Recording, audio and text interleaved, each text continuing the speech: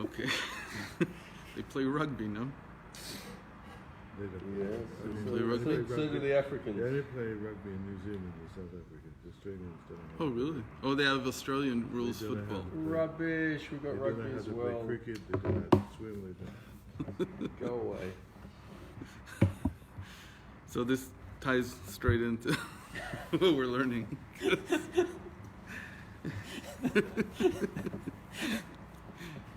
Because that was exactly what Esau had and Yaakov wanted. It was Australian rules football and rugby and all these wonderful things. And he figured you can only do this after you're fixed. There's a cloud, there's a big cloud that... You know why the Australians are obsessed with football and sports and everything else? I once asked the Shaliach in London, Shmuel, I said to him, why in England are they so crazy about the royal family? And all they talk about is the royal family and the king. They've got nothing else to talk about. He says, because it stops them starting up with the Jews. They're so busy with that, they don't think about the Jews too much. It's true. Keeps them busy. Keeps them busy. Anyway, so that's exactly the point. That there's a cloud that says "Ena bracha mitzuya ela be'atar shlim." It's from the Zohar. That a bracha can't come down unless it's into a fixed place, into a rectified place, or a whole place. So, in a certain sense, really, what Yaakov was looking for in Esau was the bracha.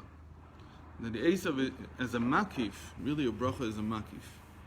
It's something that you haven't been able to access from your work itself, and you're looking for the bracha. You're looking for the addition. The addition has to be from a makif, from something that's surrounding you, that's beyond your grasp right now. So when it comes down, it's called a bracha. The idea is that in order to bring a bracha down, the bracha can't come into a place that's not whole in some way. So that's why we always say when you want a bracha to appear, to come into your life, when you want a blessing, so you have to do some mitzvah. By doing the mitzvah, it doesn't mean that the whole person is rectified. We're not talking about a bracha that's like changing the entire world necessarily, but it's changing your world. So for it to be rectified, for the bracha to have something to hold on to, it has to have a vessel that's actually whole, that's complete. So at that moment you do a mitzvah. The mitzvahs are really the vessels. And then what comes down because of the mitzvah, that's called the bracha. So when the Rebbe used to give somebody a bracha, so we right away gave him a mitzvah to do. If I give you a mitzvah, so now you're in a atar shlim, it's called, a rectified, a whole place. And then when you're a whole place, there's a place for the bracha to hold on to, because the bracha is really the makif that comes on the outside of the kli. It surrounds the vessel itself. In that sense, and this is very difficult sometimes to understand, but the mitzvos and what Yaakov does and what we do is we build basically the vessels in the world. The Torah is the light inside the vessels. That's the ol pnimi. But the makif of the mitzvah is really building a vessel. And once that vessel is built, once it's in place, then the light from Esau can come down. What does that mean in practice? In practice, it usually means, as we'll see today, that there is tremendous amount of light. There's a special light in physical pleasures that can't usually be accessed. Meaning that Yidden don't have access to it. They don't understand these things. It's like it's not a Jewish thing to understand wine. It's not a Jewish thing to understand good garments or all the stuff that's physical. The Yiddish cup doesn't chap it completely. Like you can leave Yiddishkeit and maybe think you understand it, but it's not. It's too high for you in a certain sense. So you have to get it from somewhere else. And where Yaakov is going to get it from is from Esau. Okay, so let's see. So the Veshuvah Mלאכים el Yaakov. This is as far as we got. Veshuvah Mלאכים el Yaakov. לאמור באנו לאחיך אל עשיו וגם הולך לקראתך ו400 איש עמו. So they went to these angels. There's another point I saw, which is why I was late, because I was reading and I forgot about the time. So it says the Mלאכים here are a special type of Mלאכים. You need some Mלאכים to mediate between Esau's lights and the vessel that Yaakov built. And when Yaakov met these, that's what it says, Machanaim, when he came, it says there were also angels, just like there were angels when he left Eretz Yisrael. Mm-hmm. So there were angels when he came back. And he saw that the angels that were there when he came back were the type of angels that could mediate between his vessels, everything that he had built, and between Esau.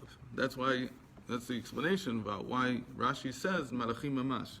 It's those angels that he met on his way back that he sent to Esau, because he saw that these were the type of angels that are needed in order to mediate. Integrate. Otherwise it won't stick. Like the Esau, his lights of Torah won't stick. And that's why they were given permission to leave Eretz Yisrael? Okay. Because they're going for this purpose. So he sent them, and they came to Esau. They say, indeed, he's coming towards you. He is coming towards you, meaning that he, in his supernal sense, where we went, Esau is ready to be rectified. Your ideas are right. This is the next stage. They're telling Yaakov. But Esau, the physical Esau, he's not ready. He's not connected to his own source. He doesn't get his own source. Meaning, usually we say he's not rectified in the sense like he's still a murderer or whatever he is. But really the problem that he has is that he doesn't understand his own role yet. He doesn't see himself as representing the physical world. And he doesn't want yet the physical world to really succeed. It's not really his interest yet. So you could say that this is the big question that we have today with the non-Jews, which is, if you are the ones who understand in the physical world, what do you want for it? Do you want your success or the world's success? I have to make this clearer. In general, we say that there are three dimensions in the world. They're called world, souls, and divinity. So when you say, I want success, whose success are you talking about? If you're saying, I want the success of myself, I want me to succeed. So you're talking about your soul. That's called the dimension of souls. And that's the dimension of the self. If you're saying, I want the world to succeed, so you're talking about the dimension of world. If you want to say, Hashem, I want Hashem to succeed, that's already divinity. So really the understanding is that the non-Jews, one of the things that they're not permitted to do is they're not permitted to keep Shabbos, to refrain from work on Shabbos. Why? Because they're considered to be part of the world, meaning their success is the physical world's success. And in the physical world, you can't say, I'm going to take a day off. Because what's the idea of a day off? The idea of a day off is Shabbat v'nafash. It's for the nefesh, it's for the soul. It's not for the physical. The physical world suffers because you don't do work one day. But what rejuvenates is the neshama. So in the neshama, you need this concept of there being a halt to what you're doing in order to get to the next stage. We'll explain this a little bit more in a moment. But in the nefesh, there's a big difference between the nefesh and the world, between olamot and neshamot. That in the world, what works is what we call linear progress. There has to be linear progress. I mean, today you did X, tomorrow you do X plus 1, X plus 2, X plus 3. You keep moving forward. And each stage is linked to the stage before it. So sometimes this is called ishtalshalut in Chassidut. Ishtalshalut means that every ring of the chain is linked to the next one. And that's how you work in olamot. But in neshamot, that's not how you work. In neshamot, you work by building something and then stopping and having an ayin, having a state of nothingness. And then the next stage comes. Why? Because it's explained in the Neshamot, they work by a different process, which is called itlabshut, which is called enclothement. And enclothement, there's always a separation between one garment and the next. There has to be space in between. You can't. They're now one garment comes out from the next one. They're separate, entirely separate. And in order to take the next garment on, you have to have some kind of ayin in between. That's called between every two states of yesh, there's an ayin. But the non-Jews, they come from ishtalshalut. So for them to stop is to destroy everything they did. It's not the point. But for a Jew to stop, that's exactly what he needs in order to continue. Again, in the end, we're all using the physical world, but there are different models for how to use the physical world. So, for instance, it's very interesting. If you take a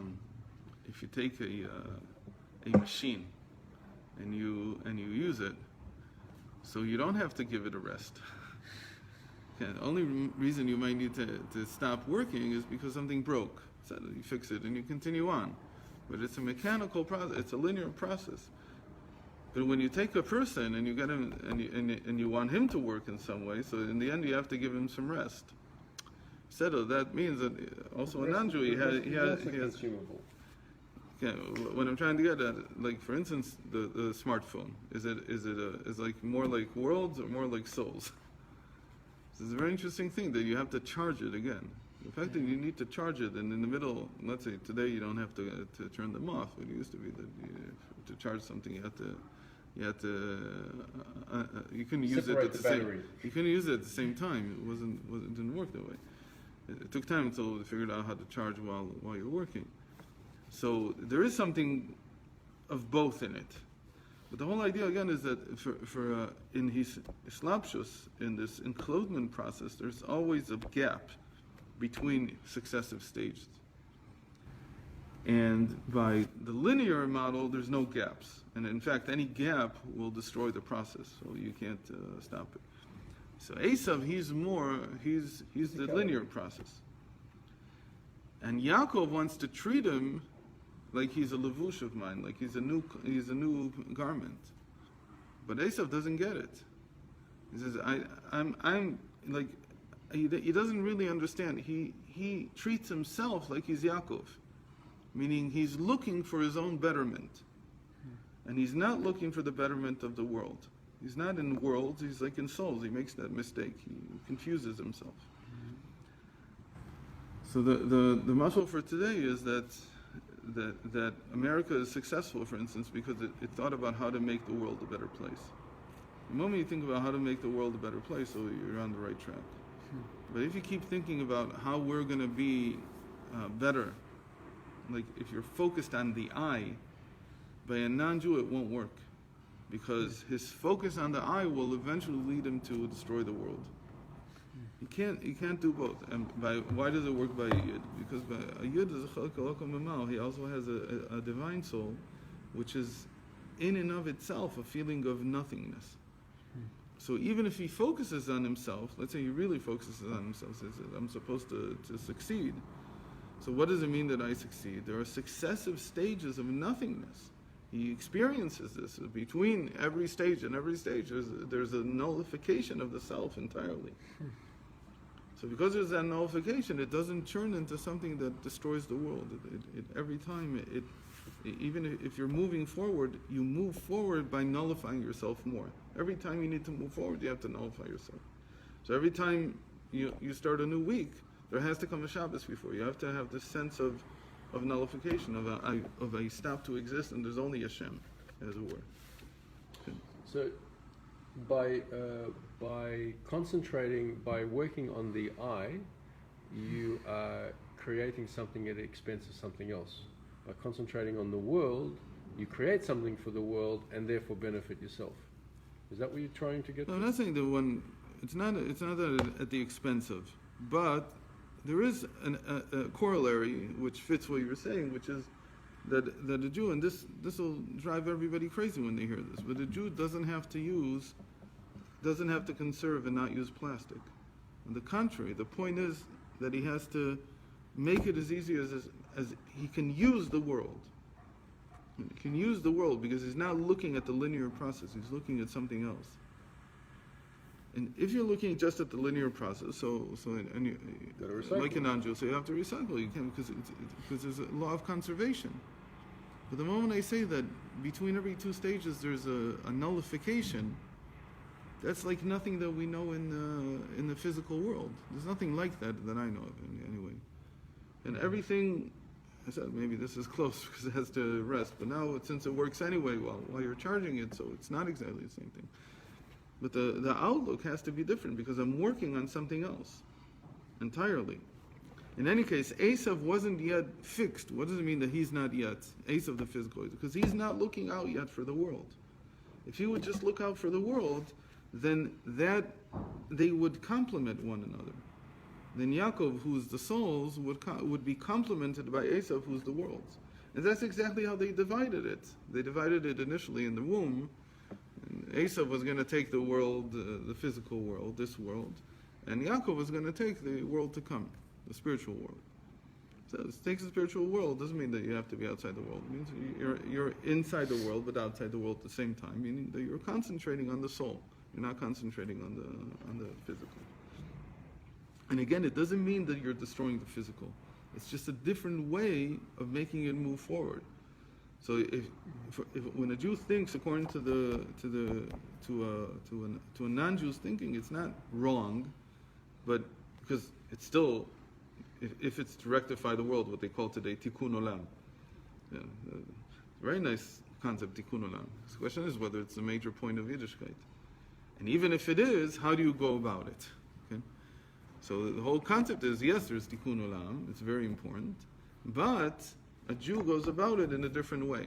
There's a different process that you do in order to achieve it. And if you limit yourself to the process that's just mechanistic, just linear, so you're missing your special contribution. You can't do your contribution. How does that work? Tikkun olam can only apply to Jews, can't apply to non-Jews. Why? Why not? You can also do. So at the level of tikkun, you're right, because tikkun literally means enclothement. Right. So in that sense, it's not shaykh to do it by the linear processes.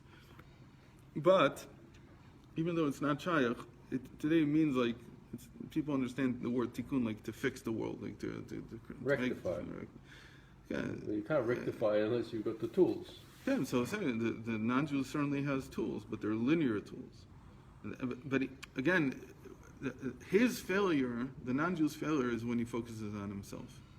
He's not allowed to focus on himself. That's why he's not allowed to rest on Shabbos. You can't do this state of just giving to yourself. That you won't be happy also. You'll ruin yourself. You have to be in a constant state of moving forward. And how do you move forward? You do something more, and do something more, do something more. And each stage is linked to the stages before. But by a Jew, there has to be an ayin between every 2 years. There has to be nothingness between every two somethings. Whatever you're doing. So that becomes about. So in any case, what Esau was missing, the reason that he's not fixed yet is because he's still talking about Esau. His primary concern is Esau, it's not the world. His lesson was supposed to be, that's what they agreed on in the womb. It's like saying that, just agree on the fact that this is the world. What's the downfall? Why are they not interested in the world? What happened?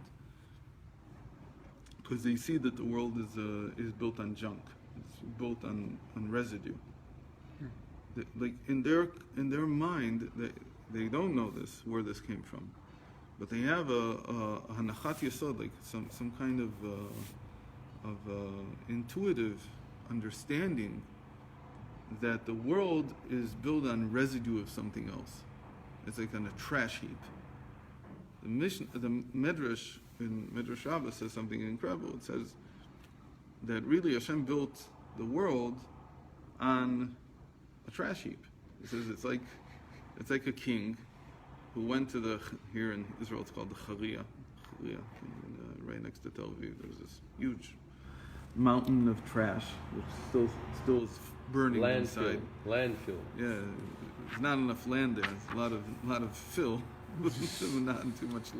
Not enough earth apparently. They're trying to fix it. And for years and years and years, they dumped all the trash here from all the Gush Dan, from all the entire center, and it caught fire many times, and it's like a terrible place. They're trying to fix it now. They've been trying for the last, I think, 15 years to fix it. And Hashem took a place like that, and that's where he built this castle. He's like a king who built this castle on this tremendous pile of heat. Makes sense. Okay. Why? Why? Why would you He do wants that? to make a dwelling place in the lowest world. This is about as low as you can get. Build it on good, solid ground is also very low. Put it on lowlands. Whatever. It's like, well, what is this? Why do you... so we'll explain it in a moment. But so the Medrash says, if the pasuk wasn't written, we couldn't say this. But it says, that when the earth was first created, it was a pile of garbage. So on this pile of garbage, Hashem built his world. So it says the wise man comes to visit the king, and he says, "What a beautiful palace he built." And he says the fool, he comes to the king's palace, and he says, "Well, the palace is very nice, but if we go a few floors down and we see what's underneath in the foundations, you can't stand the smell. It's all rubbish. It's all dirt. It's all disgusting, and so on." So he says, by a Jew, you can tell him that. It says, because he's not going to come to the king and say, "What kind of world did you build?"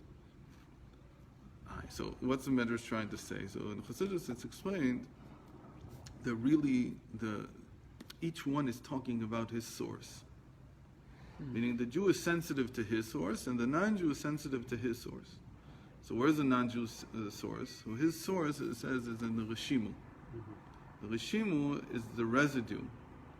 It's a residue of Ein Sof, of infinite light, light without boundaries, or energy without boundaries, that was left after the first Tzimtzum, after Hashem contracted his light and made a space for the worlds, for finite worlds. But underneath, like at the foundation, there are these call them residues of what there was before. Now, what there was before wasn't negative. It was all in self. It's the infinite light of Hashem. But he doesn't see it that way. He doesn't see that that's his greatness. I'll explain it in a moment. What does it mean? But he connects to being residue. That's the non-Jew feels. He feels, in some sense, I'm leftovers. So that's why in scientific theories, they're always looking to show you how in the end you come from some garbage. Doesn't matter what it is. You might be from a monkey, you might be from this, you might be from that, and you're space dust. Just in the end feel that there's nothing here. And unfortunately he's feeling himself. That's what he feels like. The Jew, he feels that he was meant to live in the castle with the king. Why? Because his source is actually later. He'd never saw, like when he hears the story about it's a story. I don't care. For me, the main thing is that Hashem said light, let there be light, and there's light. That's the Torah. That's the mitzvahs. That's where I live. So I live with the king in his house. And that's what I mean. That's what it means to have a dwelling place below, that I do mitzvahs, and Hashem has a dwelling place because of that. So I feel that it also means exactly what he said here, that Esau is earlier than Yaakov. Meaning that the non-Jew source, where Esau was taking from, is earlier than the source of the Yid. Because Esau feels the residue. He feels always that I'm junk. And because he feels that he's junk, because he doesn't believe that he's with the king, that he's connected to the king, so he's always in some kind of inferiority complex with Yaakov. He can't fully. But he doesn't see that the whole point of there being this reality of his being connected, meaning his source being in the residue, is because that's where you build the worlds from. That's like what Hashem used to build the worlds from. That's what, and on top of that, that's what. So he has to focus not on the house, not on what goes on inside the house. He has to focus on how do you build the actual castle, and forget about on what you built it. But they keep falling into that. Science keeps telling people, you're nothing, you're nothing, you're nothing. Stop focusing on where you're from. It's not important where you're from. Just start doing. So in some ways, the kosher scientists are the ones who just look forward. They say, so where do we go? So how do we fix this? How do we fix this? How do we fix this? But evolution, even if it might be right or wrong, it doesn't matter, because what it does is it takes the rug under the person's existence. And he makes him feel, I'm just space dust, I'm nothing, I'm worthless. And that causes some kind of complex that later the person has to compensate in some way. So he becomes Again, all hostility, all anger is because I'm compensating for something inside. Because that's the only way I can lift myself up as a way. So it's true. Esau was really first. And that's called the makifim of Tohu. That's all from the world of Tohu. That's the Aretz Aita Tohu Vavo. So it's just to explain, all this was to explain why we call this the makifim of Tohu.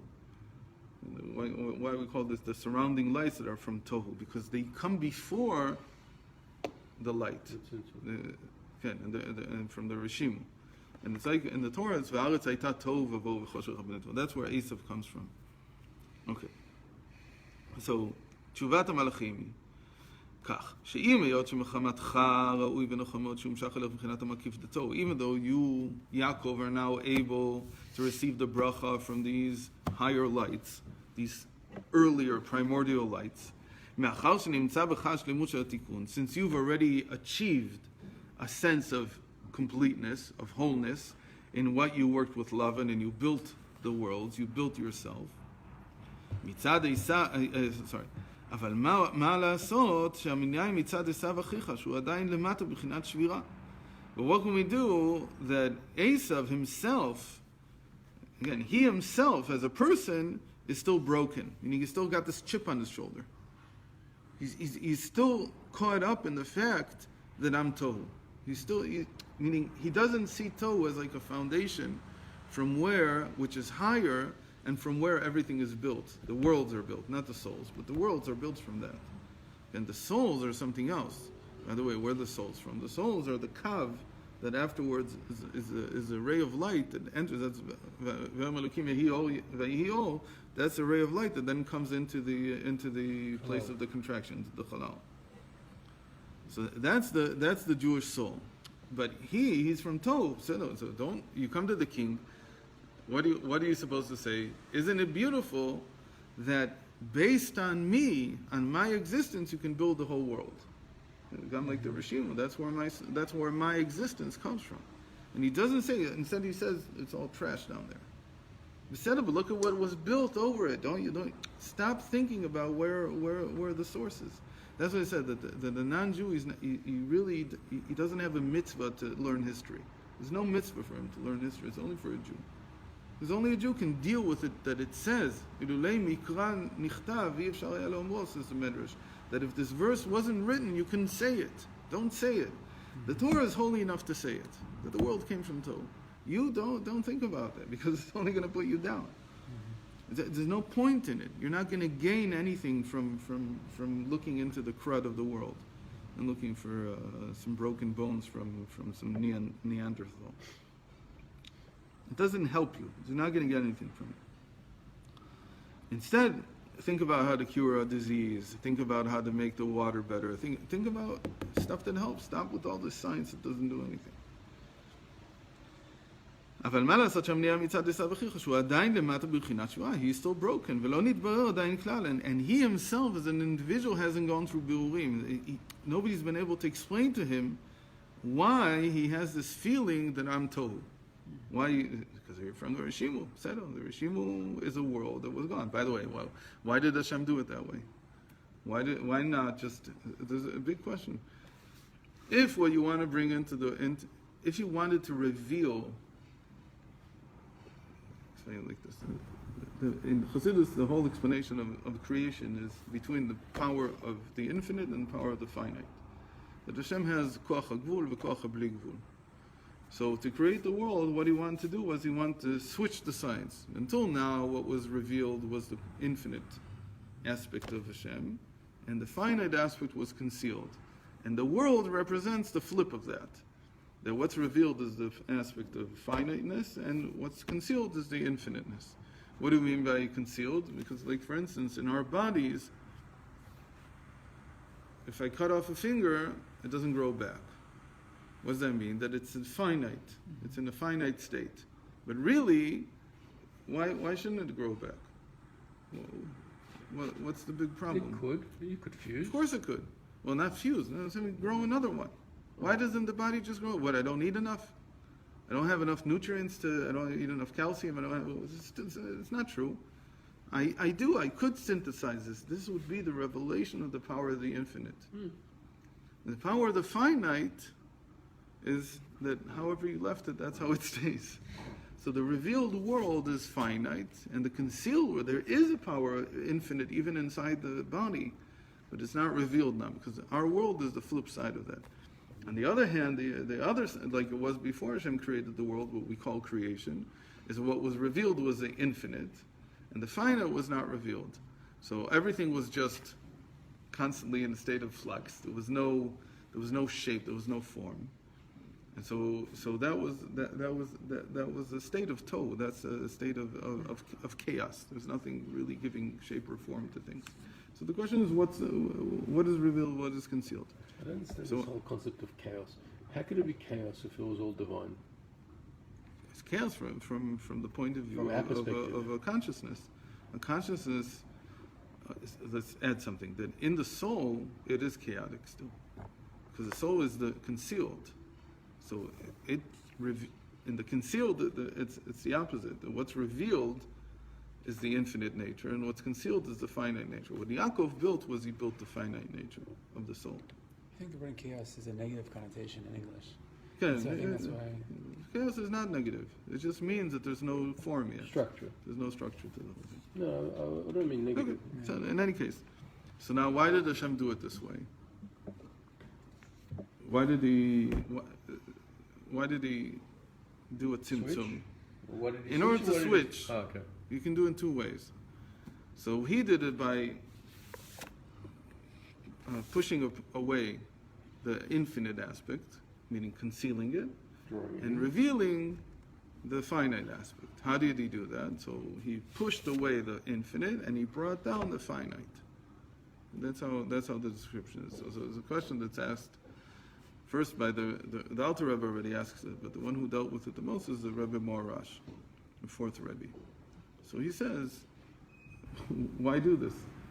All you need to do, all you wanted was to reveal a finite aspect, so why not, instead of pushing everything away, because what did he push away? He pushed away the infinite aspect, and then he revealed the finite, but the finite itself is made out of what? Out of the infinite, because it takes from the Ol Ein Sof that's around the world, which is still Ol Ein Sof. Right? He only created the halal, then outside it's still infinite. It's a schematic, you just have to think about it. So now he brings down, in a finite manner, the infinite. Which was already here. And he says it was already here, so why don't you just, when you push it away, just leave a line. And that line will be the finite aspect. Why do you have to actually push everything away and then bring the line down? So his answer is, what's the difference? right, what's the difference? So he says, if he would have done it this way without contracting everything, so what would be left over would be in its deepest nature still infinite. Still everything. Yeah. It would still feel infinite. It says, that's not what I want you to feel, the finiteness. Okay. So at your core you're infinite because you're coming from something infinite. But when you're expressed and your natural nature, the way you are innately, is a feeling of finiteness. So he says that what is that? That how do Chazal, for their Rizal, how did they say this? Because the Rizal didn't make this up. He just repackaged it. So how did they say before the Rizal? He said that Borei Olamot Machivan. Rebbe Yehuda says that Hashem was creating worlds and destroying them. So the question that's asked in Chassidus is, so why are you creating worlds and destroying them? Why not just make the one you want right away? What is this whole thing? Because he says he wants to teach how to create a world. He says, if you want to create a world, you can't think that it's just a one-shot deal. It's not how it works.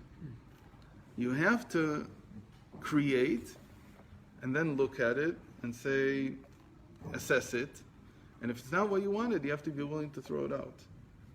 And then create another one, and then assess it, and say, if this is not it, so he wanted to teach us this process. Not because he can't do it in one shot. Of course he can. No. But he wanted to teach the world that if you want to be a creator like me, so you have to be willing to throw out what you created. It's similar to the break that we need between two yeshes? Okay, exactly. Correct. That's the break. So who's he teaching this to? He's teaching this to the Kav. He's not teaching it to the. They don't have it. exist yet. You can't be teaching us. No, he's teaching it to the Kav, to the the souls. But he's not teaching it to the Rishimu. Rishimu didn't see that. What is the Rishimu? What does the Goy see? No, it's all a linear process. But by the Jew, what he's saying, so why do I tell you about the Torah? Why do I have to tell you about this? So that you know that every time that you create something, know that there's a process of throwing things out, creating an ayin, going into nothingness, like there was nothing here, they threw it out, and redoing it. Why? Because if you don't learn how to do that, who are you counting on? You're counting on yourself. Meaning, if it's just linear, it's just yesh, it's always something. So you're counting on the first mover. You're counting on yourself, the first one. But when you say I have to throw it out, so where's this new thing coming from? It's connected. I'm connecting again to the Ein Sof. It's like it's another. I'm a supplicant. Yeah. I become a supplicant all over again. Okay. And that's why it never goes to my head, because in the end, because it's not me. That's why that nothingness, it leaves me in a state where always the more bittul I have, the more I'm able to create. The more revealed it becomes. Okay. So that's The Franco from Tahoe, my bank. You had to answer them. Okay, so just let's finish this. אבל מה לעשות שמניע מצד אחד וכיחה שהוא עדיין למטה בבחינת שבירה. So he's still talking about this chaos, and he can't figure out. Leave the chaos alone. It's behind you already, and now look at where you are. You can be here with the king. Again, you're in a different state of being with the king. You're like, we built you up, and so just continue looking forward. Stop looking into the past. You know, the whole problem that a non-Jew has is that he keeps looking at the past. What are you looking at the past for? What's it good for? A Jew has to ask about the past because that's how he gets his nullification. Because that's what we just said. Every time he looks back, he sees that there was another world that didn't work out, and now we have to try a new one. Every time it's a new one, it's a new one, it's a new one. So where does that come from? He connects to the Ein Sof that way. But you're not supposed to be connected to the Ein Sof that way. You just have to continue forward. So he's under shvira. He's constantly locked in his past. It's like a guy who needs therapy. That's the main thing. He's stuck in his past. He can't get out of it. So our instant world now is actually a good thing? What? Our instant continual world that we live in now is a good thing? So it's to distract him from looking at the past. In some ways, it's much better. Yeah. I mean, you Instant can always gratification. well, instant movement forward. Instant movements. Everything Just keep now. moving, keep moving. Stop looking at it doesn't matter how. Don't be reflected. Okay, let us worry about that. So that's for us, but it's because we don't turn it into ego. We just, whenever we look back, what do we see? The ayin. We see that before this was nothing. And when you look back, all you see is the chaos that was before. You feel everything is dirt, everything is garbage. And it's depression. Okay, and it causes you depression. This thing Then. here, that's well reviewed. He doesn't put two begadim on together. Right. That's connected. Ken. There has to be an ayin between every two yeshim. That's why I said it's bad for you. Remember what's the connection with the Shichacha, because it's called the achoraim. There's zachol, and zachol is 233, and shichacha is the klipa of zachol. So shichacha is like he says, it's hachoshech. It's the darkness. And it's the tohu. Tohu is like darkness. Choshech al pnei tehom, that Esau is connected to. So if you try to churn an enclosement process into something that's linear, and there's no ayin in the middle, so it causes your yesh to go crazy. Wow. You have to. This is one of the best examples of it. That's where he got it from, apparently. So the next tomorrow we'll talk about these 400 men. Who are these 400 men? Where did they come from? Speaking of Yaakov, that's what you say about the beautiful. We built the air conditioning.